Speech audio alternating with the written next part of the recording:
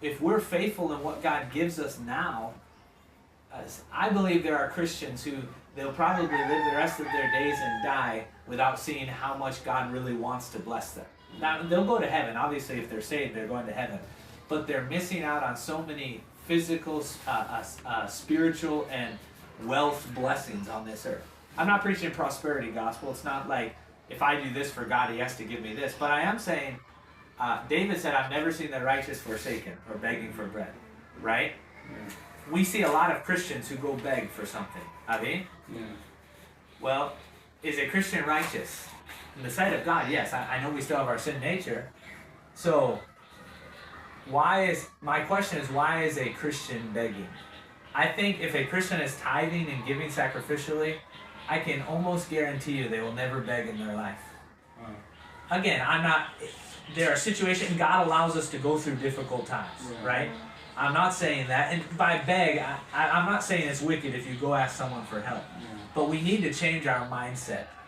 We need to change and understand I am accountable for everything. If God has given me 3 shirts and 2 trousers, I don't have 10 shirts and 10 trousers, I just have 3 and 2. Am I keeping them clean? Am I washing them? I know these are silly, they're small things, but I don't believe anything is small when it comes to what God has placed in our hands. So take an inventory. This would be a good practice. Take an inventory of everything you own. I would even take a sheet of paper and write it down. I'm not saying you have to count every small piece of cloth, but just say, I own 4 shirts, I own 2 traditional, you know what I'm saying? Yeah. Take an inventory, and for one, thank God for it, and then make a decision, I'm going to be a better and more wise steward than before. Yeah. Especially if you're asking for more, which means I'm asking God for more all the time. I'll tell you. Because what I've learned, the more God gives to me, if I'm faithful with it, the more God can use it for the sake of the gospel. I try to be a conduit, a pipe that, water flows through a pipe. That's what I want to be. Maybe God will not give it to me, but maybe he can give it through me. And I hope that's our prayer, but don't you dare say that prayer if God has given you 2 shirts and you never wash them, you never take care of them. Maybe you only get 1 pair of shoes, but you do not keep it clean, you do not protect it. Why should God give you a 2nd pair of shoes? Again, these are just thoughts. I'm not telling you they're just ideas and thoughts to keep in mind.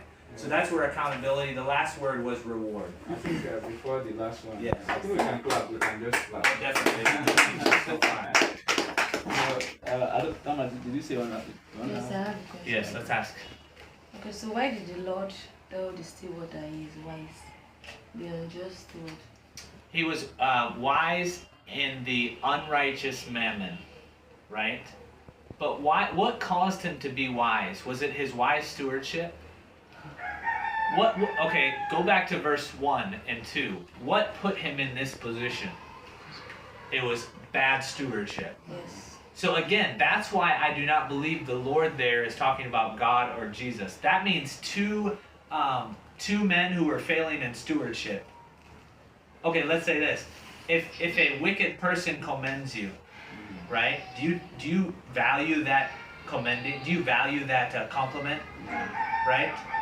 If an alcoholic looks at me and says, "Wow, you drink well," is that a good compliment to receive? No.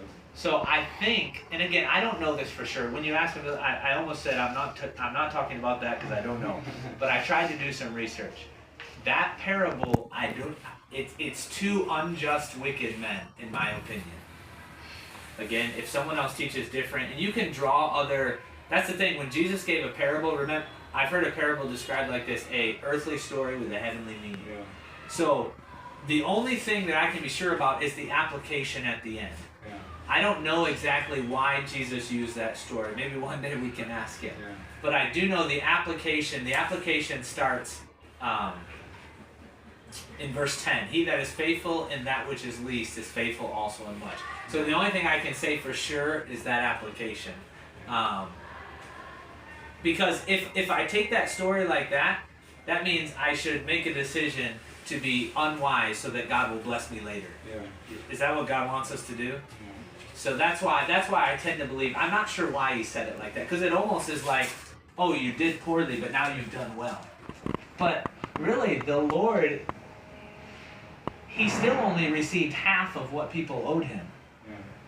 So you could say, but he got half. But me, I say, what about the other half that they owed him? It's not like he forgave them. It's not like this is a story of mercy, like you only give me a little and everything else is forgiven. So I don't have a better answer than that. I don't fully, truly understand the whole story, why it went like that, but I do believe the application is, if you're faithful in the little things, God will put more into your hands to manage, and often the case. So I hope that helps. I know it's not perfect. In fact, I'm going to do more studying on this. You caused me to, I almost rejected it because I don't have all the answers, but that based on my current understanding, that's what we could glean from that. So Yeah. I hope it helps. Thank you so much. Though this author comment, threw some light on that very. Okay, and Brother Mark Bushy will definitely understand it better than I do. So when you do that book study, if what he says is a little different than my own, I would take what he says. Okay. Then under the accountability, I know you mentioned that the book also talk about 3 tests that God tests us on. He said one of it is little things, which you have also talked about, and then another one is the unrighteous mammon, and then the third one is other people's things.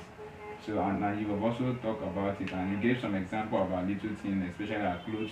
Because sometimes we may not know that God has already given us, that we have not been really faithful with some of the things that God has. So that was good. I say you want to throw more light. So those are through 3 tests. Yeah, 3 You're tests. saying the author gives those? Yeah, he gave 3. Yes, and that's tests, true. yes. What were they? Little things? Yeah, little things. Unrighteous mammon. Which, Yes. does he agree with me that that's money? Yes. Yes, so money, and then what was the other thing? And then the other people's things. Other people's things. So Yes. that is kind of what we've talked about already. Is that Yes, dorm room yes. your own? Is the place where the ladies are staying, is it your own? Do you own it? No. It's in your name? Of course not. But God has put it in your hands. Some of you, if you work for someone, or I know maybe with Pastor Adewale, you've watched his children or something, for example. Yeah. Does that mean he's giving his children to you? Yeah. No. So a good example. Let's say we call it babysitting in the U.S., but you've watched someone's children, you've nannied, whatever you want to call it. If you mishandle those that are not your children, it's going to be hard for you to go to God and say, God, give me good, godly children, even though I've mismanaged. That may not be a perfect correlation, but I think it's something to think about. So I like the three tests: the little things, unrighteous mammon or money, and then other people's things. Some of us do good with 2 or 3, with 1 or 2 of them, but the fact is, God wants us to do well with all of them. Of those 3 things, for a little group discussion quickly, what do you think is the hardest one For me, to manage? And it may be a different answer. yeah. For me, I think it's little things. Okay. Righteous moment. So money, you would say. Yeah. What would you say? Both money and the little things. So both of them. Yes. Little things. That's cute, and that's what I thought would be answered. Many of us, when we know it's someone else's, we do better. Would you agree? Exactly. So if we can take that mindset and shift it into knowing that little things are not mine, and unrighteous mammon is not mine, it's God's. That's what I knew the answers that would be, because that's what I would say. When someone puts something in my hand, I take meticulous care of it. The prison ministry. The Prison Alliance sends me a lot of money every month. I record their finances better than I do my own.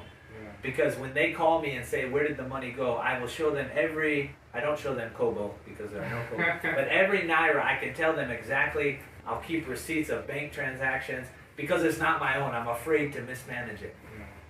If we would flip that and understand that even things in our possession are not our own, I think that would help us. So that's another, I've given 2 exercises. I've given 1. Write all of your possessions. You don't have to list every tiny thing, but I think it will help you. I'm not doing a quiz, or I'm not going to expect it from you. But do that, and then you can even write it out in form. Sign a contract for yourself that everything I own is God's. And I'm going to start managing what most people say are my things. The phone in your hand, right? Anyone around, whose phone is that? They'll say it's yours, right? But if you make a decision, God, this is not my phone. This is your phone. What I've done some years ago is I started saying that out loud. When I pray now, I say, God, thank you for my family. It's not mine. So help me to manage it the way, how would God manage your phone? How would God manage your things? But it's interesting. We struggle with little things in mammon more than other people's. Most people, there are some people with no character and they do poorly, but I would trust, there are many people in this seminary that I know they do not handle their finances well, but I would put 10K in their hands and say, go get something for me, and they'll bring me back exact change and a receipt. Why? Because they know it's my own and they want me to trust them again. Yeah. But that same person, if somebody gives him 10K as a gift, in 2 days he'll not know where the money went. You see? So start thinking the same way you handle someone else's children, the same way you handle someone else's, you all know you manage something for somebody. Start managing your things like that. In fact, some practical example for me. I was doing an online course concerning accounting, personal finance, and I was asked to take an inventory of my own expenses, to know the ones that is taking more of my expenses. And when I did, I realized that my budget was a deficit. And you were spending more. I was spending more than what I was, and then I realized that airtime was what was taking more of my this thing. Airtime. So I think airtime. Airtime was what was taking more of my this thing. So it's good to be accountable, to check, I think, to manage the things that God has given you. You have to do it on purpose. Like you said, it's not like you were on purpose spending all of your money on airtime. You just didn't realize it, right? Yeah. Because you hadn't taken inventory. That's what happens most of the time. We just do not realize. So the little God gives you, however little or big it is, take inventory and realize this is God's. So just like if Pastor Adewale, if Pastor Mark asked me to do something for them, I'm going to do it perfectly. In the same way, say, God gave me this little thing, I'm going to take care of it to the best of my ability. Ownership, responsibility, accountability, and reward. Of course, ultimately our rewards are in heaven. And I've been asked to teach on rewards before, and I still struggle to understand. We know there's a crown of righteousness, and we know there are different rewards. I don't understand fully all of them. Here's some things about rewards. Our good deeds, once we become a child of God, our good deeds will be rewarded. Right? A lost person will not. I've said it before, you can have two people in church, one is saved, one is lost. One of them is rewarded because he's not forsaking the assembling of themselves together. The other one is still going to hellfire because he's not a child of God. God does not know his works. Remember, they came to Jesus and said, I prophesied, I did miracles, I preached. Jesus said, depart from me, I never knew you. If Paul would come and say the same thing to Jesus, would Jesus say, depart from me? No, because those works, Jesus knew those works because Paul came through Jesus before he did the works, right? So rewards will come. It's my belief that God wants to reward his children physically today. What's the verse again? I should have written it down. A father gives good gifts, so how much greater gifts will God give his children? I'm not quoting, I forget the place. I apologize. But basically, I believe God wants to... Sometimes we treat God as if he saved us, he's punishing us here, but one day in heaven he'll reward us. Which is true in the fact we will get rewards, but I believe we're the salt of the earth, a light. God wants people to see that his children are special and beloved. Now, some people, when they preach something like that, they set an amount and say, God has to give this to me so people will see. I'm not saying that. And I'm not saying that God will give you everything you want. But it's my belief that God wants to and will. I've seen it in my life. I think I'm in the position I am now, and I still want to continue and grow. But the reason God has entrusted me with certain things is because even from my teenage years, I decided this is God's. One thing I did when I was finishing my last year of secondary school, and I was playing basketball. Basketball was my life. I loved it. I was still going soul winning with my church, but I was missing some things because of basketball. And I went to a youth meeting, and a sermon was preached, and I knew that God wanted me to quit basketball. He wanted me to stop playing for that year. My teammates were upset. My coach was upset. We were one of the best in my league. We were one of the best teams in the whole United States for that small league. It wasn't a big league, but for that small league. But I listened. I obeyed God. I fought for like a week and said, God, I could never. I'm going to serve you, but let me play basketball. But I quit. And I didn't, that final season of my secondary school, I did not play basketball. which I know it's a small thing, but at the time it was a big thing to me. Because of that small decision, I believe God is, I can tell you examples of, I've seen God bless. And I believe if I would have told God no as a 17-year-old, I don't think those same blessings would have happened. That's just that's an example I'll give you. So reward, it will come in heaven, definitely, but I believe God wants to reward. We see it with this, in he that is faithful in that which is the least is faithful also in much. Yeah. If you're waiting on God to give you more before you obey him, you will not get more from God. That's not even a question. That is exactly true. If you will not tithe now, even if someone gives you $1 million naira, I promise you, you will not tithe. Yeah. Now you may give something, because you may give, let's say $1 million naira, that would be 100,000 tithes, right? Yes, 10%. You get $1 million, you may say, all right, here's something. You may give 25 or 50, but people who say, if God gives me more, I'll now be a wise steward, they're wrong. If I give somebody a job at my house and say, I need you to sweep around my house, if they will not do it well, they should, let's say a person has a driver's license and they want to drive for me.